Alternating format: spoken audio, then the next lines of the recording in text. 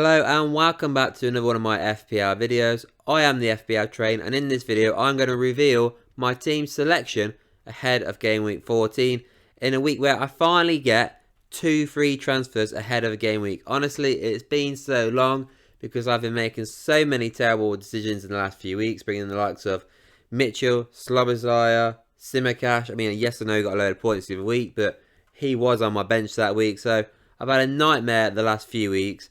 So hopefully it will turn around soon. So like I said, I do have 2 free transfers, and we'll talk about the 2 players who I'm looking at bringing in. And I'm not going to lie, I'm 95% confident those are the 2 players I'm going to bring in for this game week. The only issue is the second transfer. I still don't know which player to take out, but we'll go through that later. First of all, let's look back on game week 13 and have a look at how I got on. And as you can see on screen, I scored 41 points, which of course was another red arrow. That is now 3 red arrows in a row. It's not going well for me at all. Last week I was I was ranked, what was it, over 9 million out of 10 million with my poor performance. This week it's now just over 7 million. So the last 2 weeks has been pretty shocking, to be fair. Although I only got a small red arrow, so I think I lost 100k in rank. So I'm still in the top 600k, so it's not the worst thing in the world, but it's just 3 hours in a row isn't great, especially how I got off to a great start, which is hence why I'm called peak too soon. But yeah, 41 points overall. So in goal, Areola. Am I surprised that he didn't keep a clean sheet? Absolutely not. Yes, it was Burnley, but it was away, and I just got no faith. Honestly, goalkeeping situations just doing my head in now. I wish I could have my wildcard still. Just get rid of him. I mean, I could transfer him out, but I don't want to waste a transfer on a goalkeeper right now.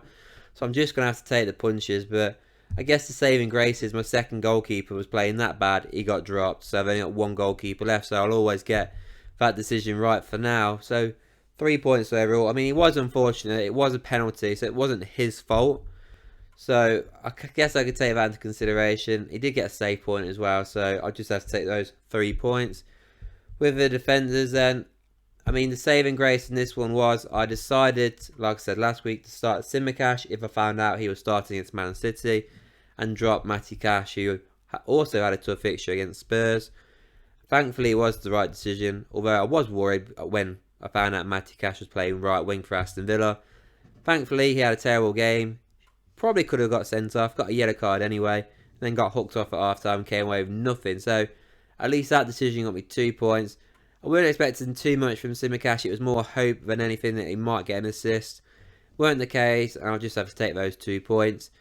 Tyreek Mitchell, on the other hand, I mean, man, I bought him in game week 12 because he had 2 great fixtures, and beforehand Crystal Palace looked good defensively.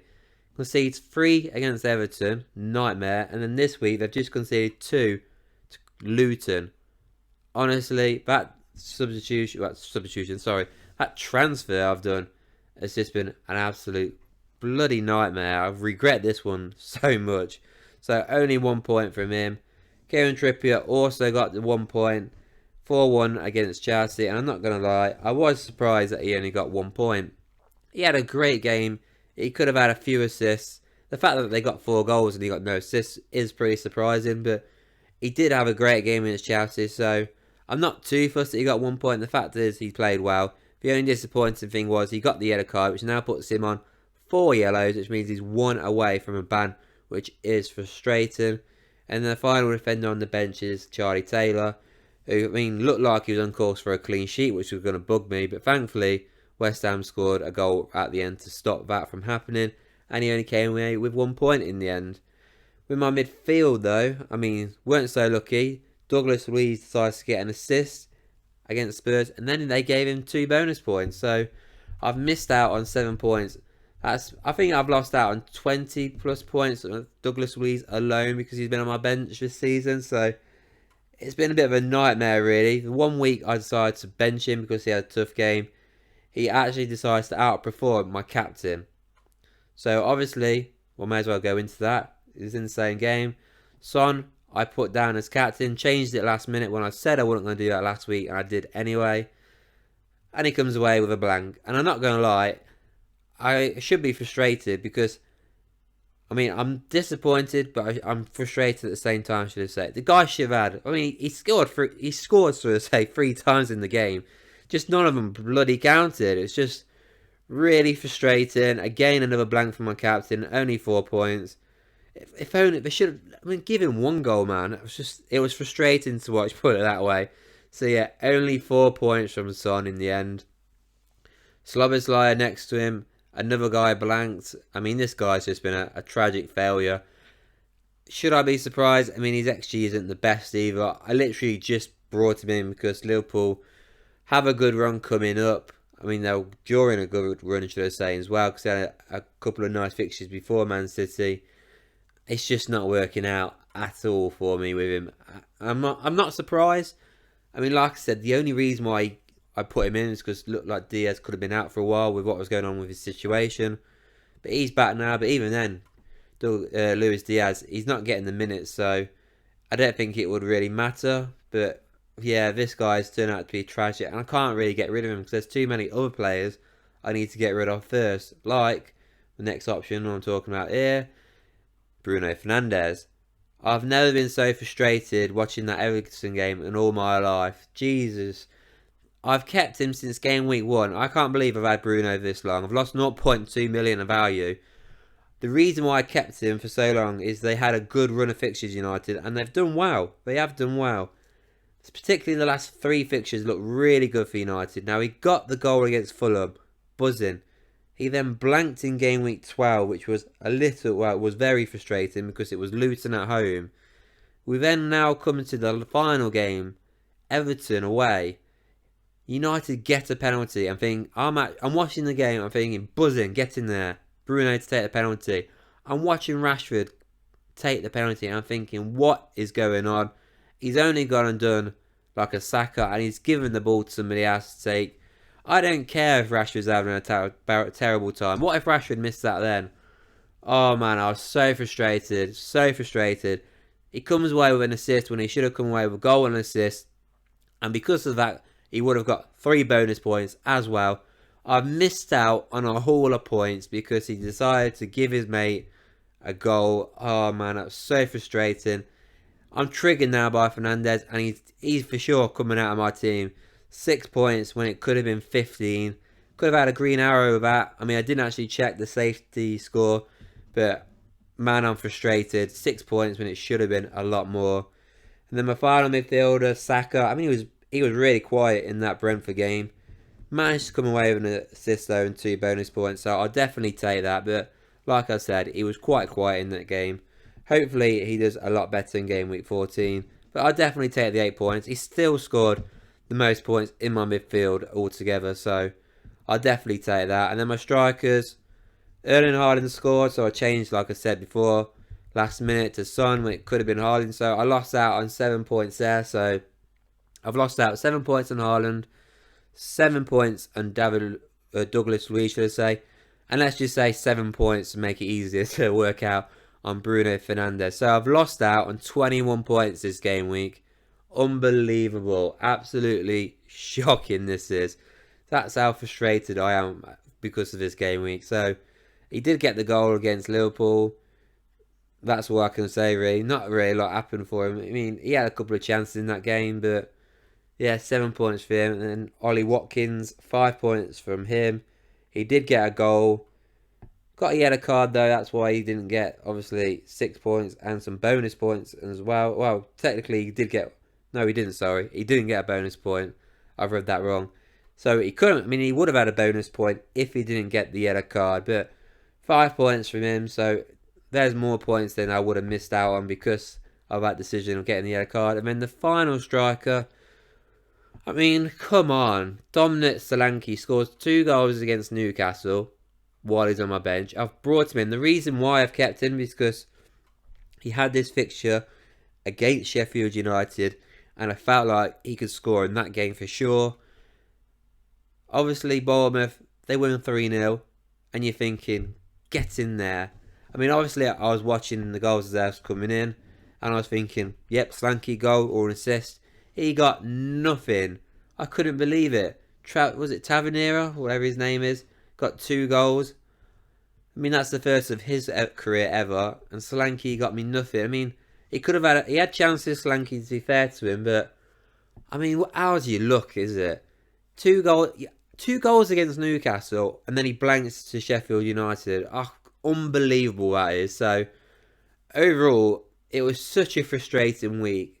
The players didn't play bad, attacking wise. It's just so many stupid decisions, myself included, making the stupid decision, changing my captain, not starting Douglas Luiz, and obviously ending up with a red arrow. So that's how I got on last week. Weren't the best. Hopefully we move on and we'll bounce back in game week 14. On to the potential transfers I'm going to make for game week 14, and this one is pretty much going to be a given. I did just mention about taking Bruno out because he's really annoyed me, and also the fact that his fixtures coming up aren't exactly the best. Newcastle away, tough. Chelsea at home is going to be tough, and yes, Bournemouth's going to be a decent fixture, but then he's got Liverpool. It's not worth keeping him just for that one fixture. Whereas Mbeumo, he's got Luton at home in 14, Brighton away, but Brighton do keep conceding goals. They're not keeping clean sheets, so we can score in that one.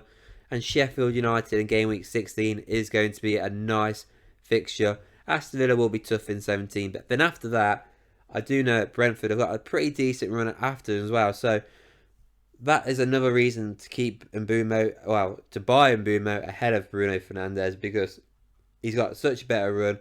Yes, Bruno's in better form right now, but Mbeumo's getting all these chances. A bit like Bruno Fernandes, really, and I'm sure he's going to score. I mean, I'm not expecting as well Brentford to get a penalty and for him to give it to somebody else. I'm pretty confident he will get the penalty and he will take the penalty himself. None of this giving it to your teammate. So this one is definitely a given. I could also, I could go for somebody like a Cole Palmer, but I'm going to hold off for him for the next couple of weeks just because Chelsea's fixtures are a little bit difficult. But then obviously after that, I think game week 16, I'll probably bring him in then. But for now, Mbeumo is the guy I want in. So with my second transfer then, I'll be bringing in Darwin Núñez. Reason why, he has actually blanked in the last 3 game weeks. I think he got an assist the other week, but he hasn't scored in the last 3 games. He's got Fulham at home next, and it's Sheffield United away, Crystal Palace away, and Man United at home. Those are 4 great fixtures for Darwin Núñez. I would even put Man United really as a green fixture because they always dominate them at Anfield. So 4 great fixtures for Darwin Núñez. Diego Jota went off injured against Man City as well, so that's less competition for him. Obviously Gakpo is back now, but I do believe he'll get more rotated with Luis Diaz rather than Darwin Núñez. I'm hoping so anyway, so that's another plus factor. And he's looked great, Darwin has. Obviously he's been looking great for a while now. It's just getting the goals. I'm pretty confident he will get, at least I'm hoping anyway, 2 goals in the next 3 games. Now the replacement is where I'm finding it tricky. Now I've got down Dominic Solanke. Now it seems like an obvious one on paper really, Solanke or Watkins, because that's what I'm deciding on. But Solanke is not playing too bad. Bournemouth are looking pretty decent at the minute. Now game week 14, obviously Aston Villa is going to be a tough game, but it is actually at home. And then he's got Crystal Palace away, which is a pretty nice fixture. Man United away, United can see goals, but not exactly that great right now. So that is not exactly the worst fixture in the world. And then game week 17, he does have Luton at home. So they're actually really nice fixtures. So this is why I'm really struggling. Plus, beyond that as well, Solanke's fixtures get even better. So after Luton, he's got Forest away and Fulham at home. So we've got a good run of fixtures coming up. So apart from the Man United one in game week 16, obviously if you ignore 14, those are 4 fixtures I do think Dominic Solanke could get some goals in. So will I make this transfer? I don't actually know. I might change it to Ollie Watkins. Now obviously Ollie Watkins and Aston Villa have been on fire this season. Watkins has only blanked in 3 game weeks all season in the first 13. So that's unbelievable. And he's got Bournemouth away in game week 14. So that is a nice fixture. But then after that, he's got Man City at home, Arsenal at home, and Brentford away. He does then have Sheffield United at home, which is nice. Then it's Man United away. Realistically, I'm thinking more now towards possibly, instead of getting rid of Solanke, keep Solanke up to game week 20, because that's when Aston Villa's fixtures then change back to being decent, where they play the likes of Burnley, Everton, Sheffield United. So I might change my mind now, because originally I was thinking take Solanke out and bring in Nunes. Now I might change it. It is a big, well, it's a massive gamble really, because Ollie Watkins is 43%, nearly 44% owned right now. But there also is the fact that obviously Solanke's on penalties where Ollie Watkins is not. And those, particularly 15, 16, 17 fixtures, they're really difficult for Aston Villa. Could he get a goal in it? Maybe, but are we going to go for fixtures over form? I always like to go for fixtures personally, although it does bite me in the arse sometimes. So it's a really difficult decision to go for. At the minute I've got down Solanke, but don't be surprised next week when you see my team and I've got rid of Ollie Watkins for Darwin Núñez. With all that being said then, let's go through my team for game week 14. And in goal, as you can see, it's a piece of cake decision to make because Turner's been dropped. Arriola's going to be my goalkeeper for game week 14. Now he's got Crystal Palace at home. Surely there's a chance that he could keep a clean sheet there. I mean, I'm not confident. I know Eze's out injured, but Elise's back, so he's the biggest threat for me. Edouard's got a good, well, he can get a goal here and there, so am I confident? No, but come on, West Ham, you're at home. Keep a clean sheet for once. Please, it's overdue. I need one, you need one, so fingers crossed there, but we'll have to see, because obviously they've still got European football yet to play West Ham, so for all we know is they'll be tired by the time they play Crystal Palace and they'll concede a few goals. With the defenders then, it was a tough one this week, I'm not going to lie, so I've gone for 3 at the back. Could have been easily 4 because Charlie Taylor's got Sheffield United at home. The only problem is Charlie Taylor plays for Burnley. So I've decided to opt out of that decision of starting him, and I've decided to put him on the bench. He is my first option on the bench. But yeah, I'm not confident that he's going to keep a clean sheet because he's Burnley. If he played for anybody else, that's obviously in the top half, yeah, for sure he would have started. But it could be a 0-0. I wouldn't be surprised, but because obviously both teams struggle to score goals. So it'll be interesting to see how that game goes. It's a big game for both teams. It's a 6-pointer, so I assume they're going to go all out in this game. So although both teams struggle to score, I do expect goals in that game. So I'm going to leave him on the bench for this week, as well as Tyreek Mitchell, who's been absolutely terrible for me to support him, which means he's due now a clean sheet. So you wait, watch this space. Next week you'll see it when you look at my team, and he'll get a clean sheet, and he's sat on my bench. With my starting defenders, I mean, I've decided to start Kieran Trippier. Obviously, it's a tough fixture against Man United, but they are at home. And obviously, United can score a goal, so I'm not too confident, but they love to concede a goal. I mean, they've just conceded 3 goals against Galatasaray, so I'm expecting Newcastle to get a couple of goals in this game. Hopefully, he keeps his nose clean, doesn't get a yellow card, because I'd hate for him to get a suspension for game week 15, but we'll have to see how that goes. But it's Kieran Trippier. This guy can get you a haul of points regardless of who he plays. So for sure, he will be starting. I've also got Matty Cash. I mean, let's hope for a better week for him. Let's hope he doesn't get hooked off at half time and just put him back in his position. But it is away from home. That is my worry.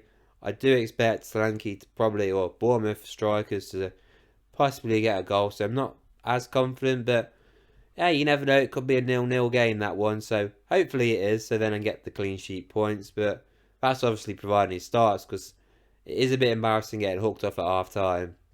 And then the final defender I've got here, Simicast. He's got Fulham at home. You'd expect Liverpool to keep a clean sheet there, but you never know this day and age, especially now that Alisson's out injured for that game week. But I'm confident. You know what? I'm going to stick my neck out here and say Liverpool will keep a clean sheet there. So at least one of my defenders will keep a clean sheet for this game week. On to the midfield then. So I'm going for a 4-man midfield. And obviously in here I have brought in Mbeumo. I haven't officially made the transfer just yet, but I'm 100% confident I will do by the deadline. Obviously, if I find out he's going to go up in price again before the deadline, I will just make the transfer and get it done early, so I don't have to worry about it, because he got Luton away. I mean, Luton is a tough place to go to this season, but Even after that, his fixtures are nice. So for sure, I'm going to be starting Mbumo. I've got Saka in there. He's got Wolves at home. Now, he's not scored, believe it or not, for several game weeks now. But he's getting the odd assist here, Saka. Hopefully, he finally breaks his duck and scores a few goals against Wolves. It is at the Emirates, so I'm expecting big things from him. Szoboszlai, I'm not expecting much from him. But I've gone for him ahead of Douglas Luiz. Now, it is a big call because Douglas Luiz is the penalty taker for Aston Villa, which obviously it is a big thing, penalties. Szoboszlai isn't. I'm expecting Liverpool to win by 4 goals to 0 against Fulham. I really do think they will do something like that this week. So that's why I've gone for him, just for the hope that he gets maybe a goal or a few assists. It is a gamble, but I'd rather have a Liverpool player than a Villa player right now, even though Aston Villa are unbelievable so far this season and this year as a whole. But it is a tough decision. I might change my mind by the deadline, to be fair, but for now, that is the decision I'm going for. And then finally, I got Son. I mean, I could really just drop Son for this game week, but I mean, he's getting chances, he's scoring goals, he's been unfortunate, offsides there and all that. Will he score against Man City? Man City do concede, that is the thing. As great as Man City have been again this season, they're not getting clean sheets left, right and centre. They're conceding the odd goal here and there.